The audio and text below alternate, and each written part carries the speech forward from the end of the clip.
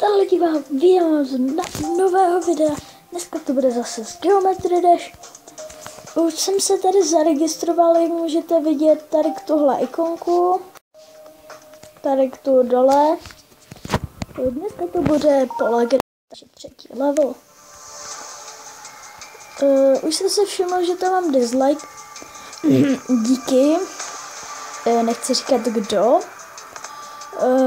Vím, že jsou tam celkem lagy, ale já se to snažím napravit. Už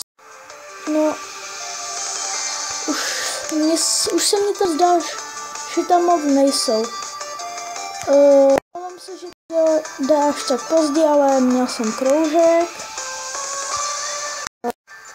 Zítra možná vyjde video na mém druhém kanále DogiTeam.cz, rozhodně se tam podívejte.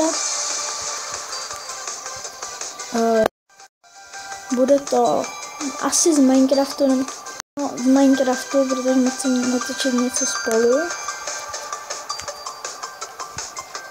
A sakra.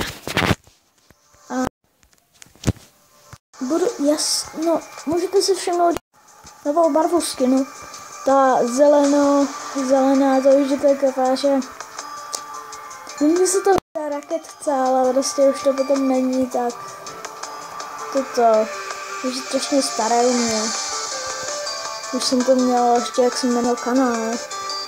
Protože ta raketka potom vypadá jako illuminát. A mně se to celkem teďka neseká vůbec.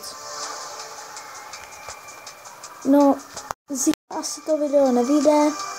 Pozítří nevím, protože ještě jednou budu, ten kroužek mám totiž nový a budu tam mít teďka asi první hodinu, takže to bude asi tak na hoďku, tak ještě u nás bude návštěva. Sakra, to bylo tak. Budu se to snažit dělat na 3 coiny.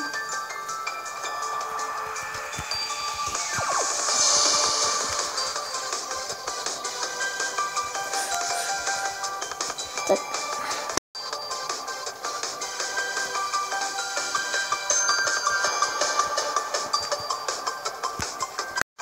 Já nesnáším to třeba v pole gratis. Nebo ve starém nestu, to je hrozná taková. Tady tato. Nice, vzal jsem to.